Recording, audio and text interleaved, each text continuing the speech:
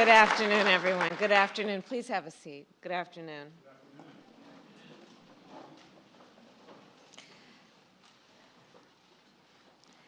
President Joe Biden, members of our cabinet, members of Congress, community leaders, law enforcement officials. It's good to be here with all of you. Not under these circumstances, but it is good to be with you. And I know, of course, that today, following yesterday, that all of our hearts, of course, are with the people of Uvalde, Texas, with the parents, with the children, with all the folks who said goodbye yesterday morning to someone they loved, not knowing that that goodbye would be their last. Enough is enough. Enough is enough. As the President said last night, we must have the courage to stand up to the gun lobby and pass reasonable gun safety laws. We must work together to create an America where everyone feels safe in their community, where children feel safe in their schools. And of course, that responsibility that we collectively have to ensure that all people feel safe in their community is what brings us together today. It is an honor to be joined by the families of George Floyd, Breonna Taylor, and many others. And I've met many of you before and many times. And many others I am meeting for the first time. I am moved, as always, by your courage. You have felt so much pain, and you have endured unimaginable grief. You have experienced the anguish of losing someone you love and cherish. And yet, you are here, as you have been throughout the days of your grief, standing selflessly, full of grace and resilience, to speak up, to speak out, often against odds, great odds, to fight for a world where no one has to experience what you have been through. Your loved ones should be with us today. You should not have to mourn. You should never have had to mourn in order for our nation to feel your pain and to understand what is wrong and to agree that something must be done.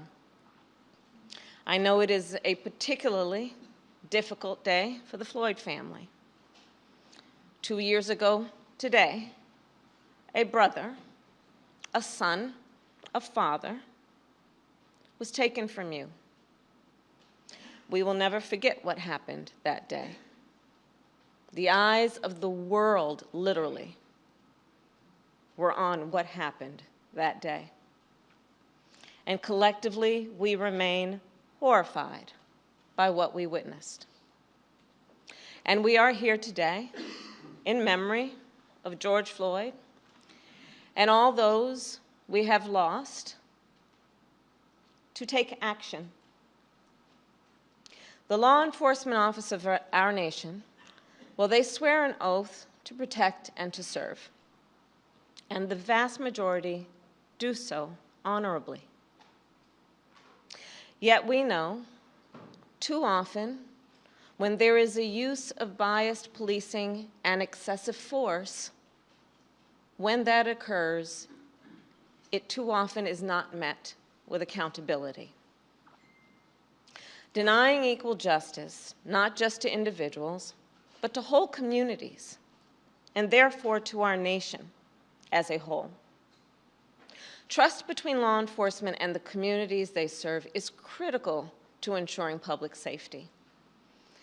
And as many of you know, this is an issue I have worked on personally since my first days as an elected district attorney and as California's Attorney General. As a United States Senator, I, together with Senator Cory Book, Congresswoman Karen Bass, introduced legislation to advance much-needed reforms. That legislation would have ensured greater transparency and increased accountability. We later named it the George Floyd Justice in Policing Act. And it was passed because of the strength of the leadership in the House of Representatives through the House of Representatives. However, last fall, Senate Republicans rejected the George Floyd Justice in Policing Act. They walked away from their moral obligation to address what caused millions of Americans to march in the streets. The critical need that a coalition of Americans were demanding, were pleading for in terms of reform and accountability. At the time, President Joe Biden and I, and all of us here, we made clear, and we vowed that we would explore every action available to us at the executive level to advance the cause of justice in our nation.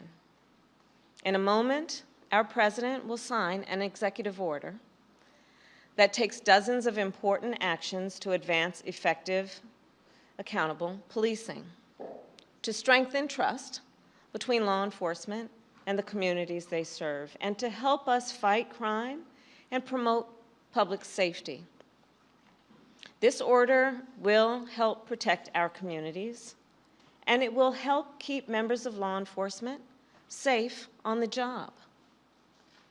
These actions are a result of input and collaboration from a broad set of partners, many of whom are here today, civil rights leaders, members of Congress, in particular members of the Congressional Black Caucus, and I see Madam Chair here with us today, leading law enforcement groups, and of course the families of the victims.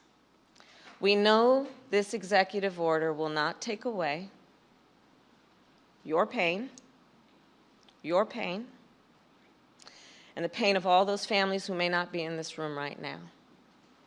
We also know this executive order is no substitute for legislation, nor does it accomplish everything we know must be done. But it is a necessary and long overdue critical step forward. And once again, the President and I call on the United States Senate to pass the George Floyd Justice and Policing Act. And once again, we vow that we will do everything in our power to protect public safety, to support law enforcement, and to address this issue of racial injustice wherever it exists.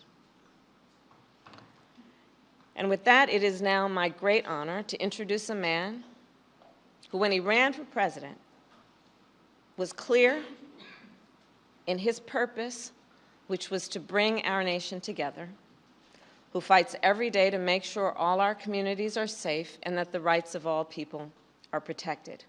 The President of the United States, Joe Biden.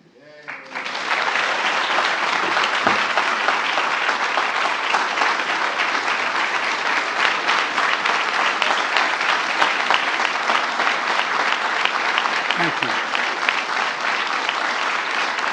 Thank you, thank you, thank you. Good, thanks, please. Thank you all.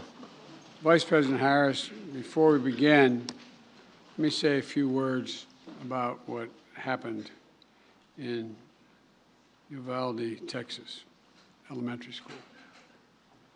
Since I spoke last night, the confirmed death toll has tragically climbed, including another teacher and three more students. Jill and I will be traveling to Texas in the coming days to meet with the families and let them know we have a sense of their pain, and hopefully bring some little comfort to the community in shock, in grief, and in trauma. As a nation, I think we all must be there for them. everyone. And we must ask, when in God's name will we do what needs to be done to, if not completely stop, fundamentally change the amount of the carnage that goes on in this country? To state the obvious, like Corey and a lot of other people here, I'm sick and tired. I'm just sick and tired of what's going on and continues to go on. I spent my career as chairman of the Judiciary Committee and as vice president working for common sense gun reforms. As I said, as a senator and a vice president. While they clearly will not prevent every tragedy, we know certain ones will have significant impact and have no negative impact on the Second Amendment. The Second Amendment is not absolute. When it was passed, you couldn't own a cannon. You couldn't own certain kinds of weapons. It's just always been limitations. But guess what? These actions we've taken before, they saved lives, and they can do it again.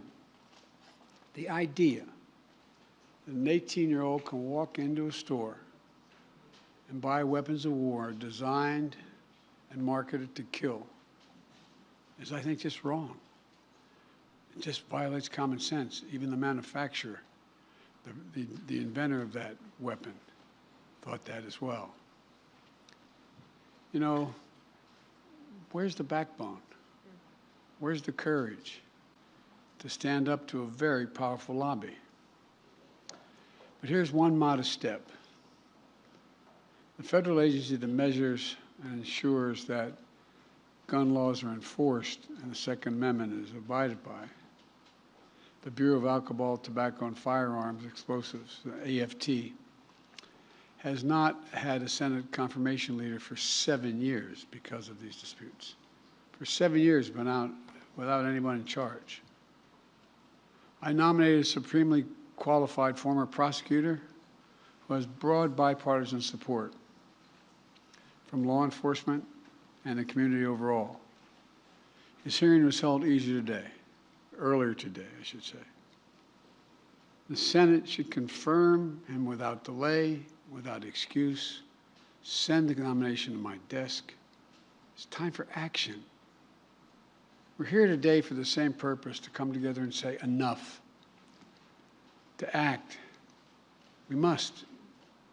Vice President Harris and members of the cabinet, members of the Congress, civil rights leaders, law enforcement officers and officials, distinguished guests, especially the families missing a piece of their soul, including the family sitting in front of me and the beautiful young girl who told me my daddy's going to change history. And he will, honey. He will. They've lost a piece of their soul 2 years ago as well. You know, I know events remembering your loved ones, even though they're met with great reverence, are really hard. Everything's come back as if it was happening yesterday.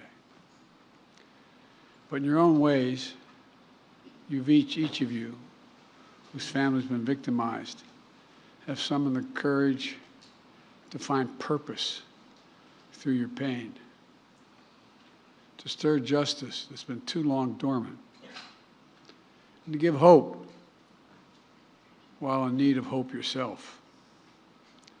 That's why the executive order I'll be signing today is so important in my view. It's a measure of what we can do together to heal the very soul of this nation, to address profound fear and trauma, exhaustion that particularly Black Americans have experienced for generations, and to channel that private pain and public outrage into a rare mark of progress for years to come. 2 summers ago, in the middle of the pandemic, we saw protests across the nation, the likes of which you hadn't seen since the 1960s. They unified people of every race and generation.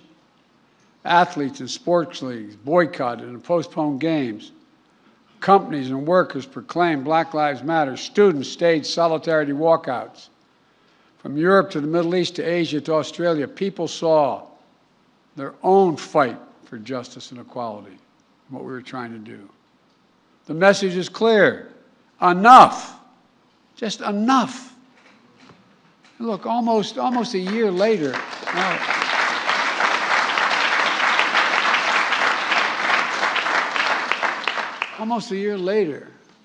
a jury in Minnesota stepped up and they found a police officer guilty of murdering George Floyd, with officers and even a police chief taking the stand to testify against misconduct of their colleagues.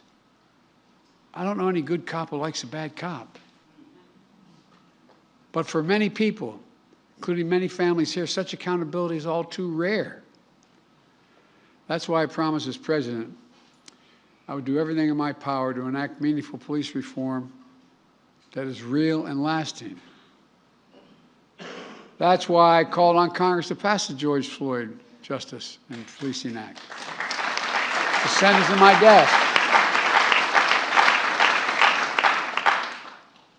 So I'm asked why I haven't done this executive order earlier. If I'd done it, I was worried it would undercut the effort to get the law passed. This is a call to action based on a basic truth. Public trust, as any cop will tell you, is the foundation of public safety. If they're not trusted, the population doesn't contribute, doesn't cooperate. Two sides of the same coin, inextricably linked. And the principles of fairness and equal justice are at the core of each of them. For the wheels of justice are propelled by the confidence that people have in their system of justice. Without that confidence, crimes will go unreported. Witness fear to come forward. Cases go unsolved. Victims suffer in isolation while perpetrators remain free. And ironically, police are put in greater danger. Justice goes undelivered. Without public trust, law enforcement can't do its job of serving and protecting all of our communities. But as we've seen all too often, public trust is frayed and broken, and that undermines public safety. For the families here today and across the country who've had to ask why this nation, why so many black Americans wake up knowing they could lose their life in the course of just living their life today. Simply jogging, shopping, sleeping at home. Whether they made headlines or not, lost souls gone too soon. Members of Congress, including many here today, like Senator Cory Booker and Congressman Karen Bass, alongside members of the Congressional Black Caucus, House and Senate Judiciary Committees, spent countless hours on the George Floyd Justice and Policing Act to find a better answer to that question. I sincerely thank you all for your tireless efforts, but they're not over.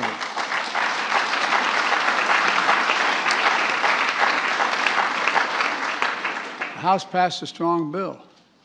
It failed in the Senate, where our Republican colleagues opposed any meaningful reform. So we got to work on this executive order. It was grounded in key elements of the Justice and Policing Act and reflects inputs of a broad coalition represented here today. Families courageously shared their perspectives on what happened to their loved ones and what we could do to make sure it doesn't happen to somebody else.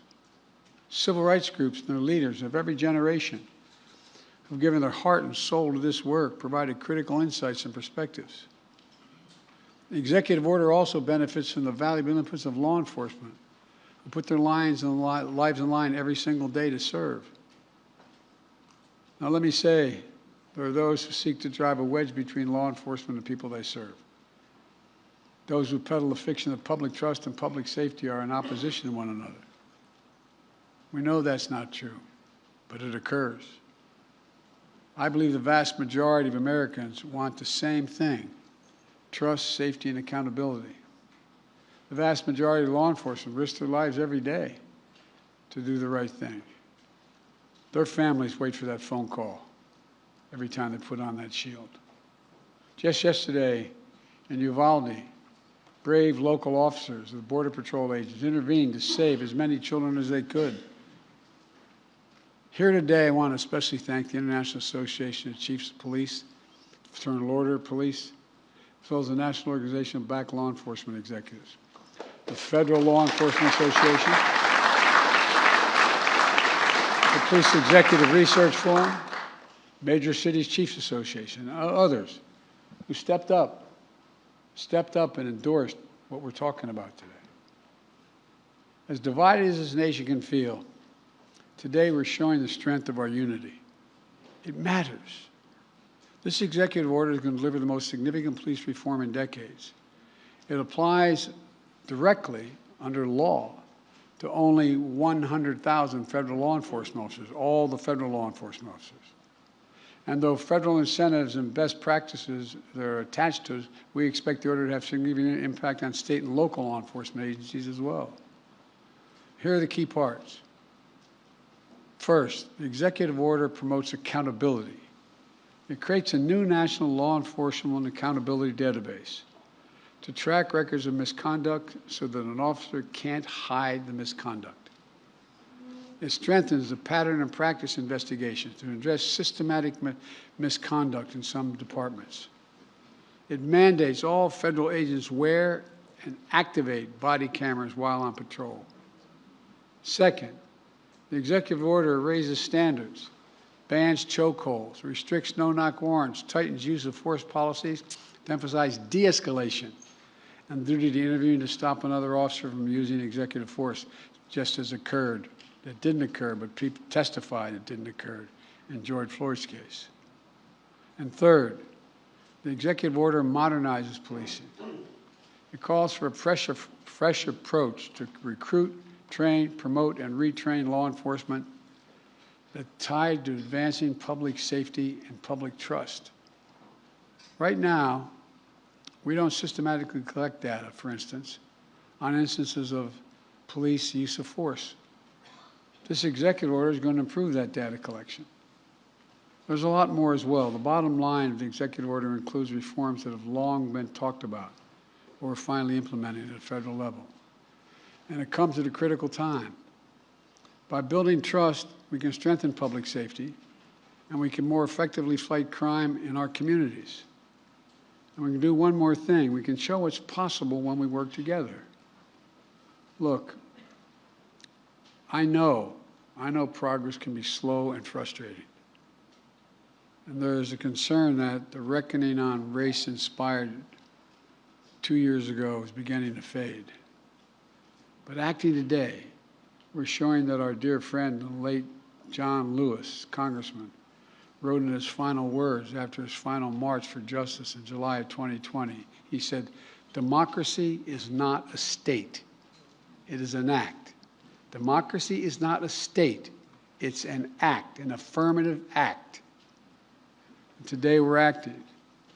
We're showing that speaking out matters, being engaged matters, and that the work of our time, healing the soul of this nation, is ongoing and unfinished and requires all of us never to give up, always to keep the faith.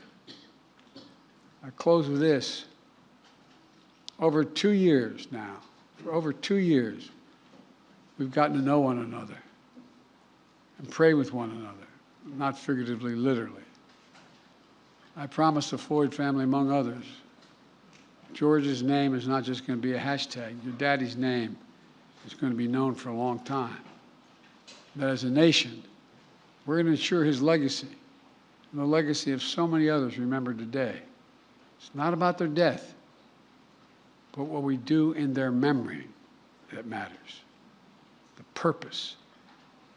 In just a few moments, I'm going to deliver on that promise when I sign the executive order. And Kamala and I will continue, along with our friends in Congress, to get meaningful police reform legislation to my desk as best we can, as quickly as we can, beyond what we're doing here, affecting states as well, directly. On this day, we're showing the America we know we're a great nation, because the vast majority of us are good people. And there's nothing beyond our capacity, nothing, when we act together as the United States of America. This is a start, a new start. May God bless you all. May God protect our forces. And now I'm going to go sign that executive order. Thank you.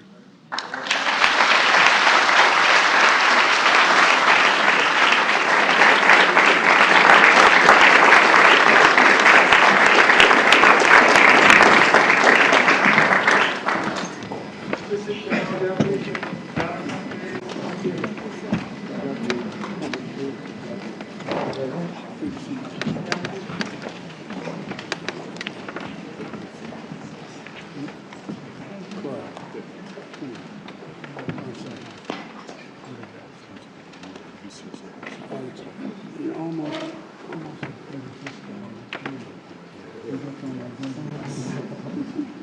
Perfect job, yes.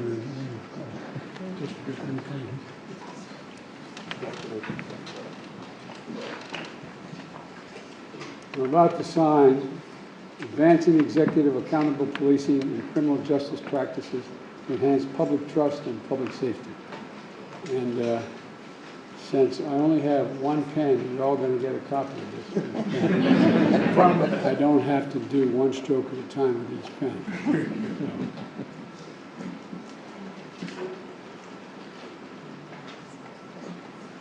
God willing, it can be done.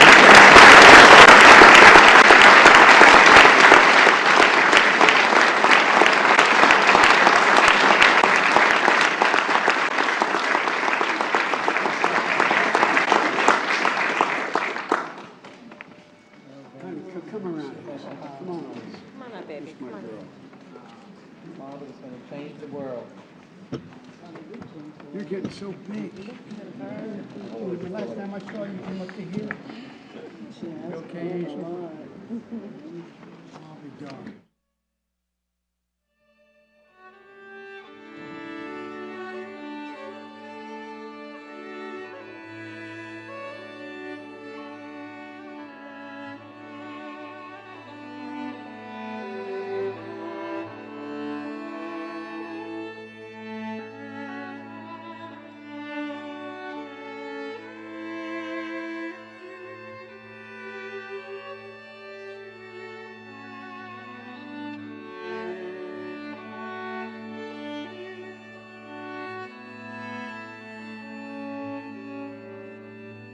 She said, my daddy will change the world.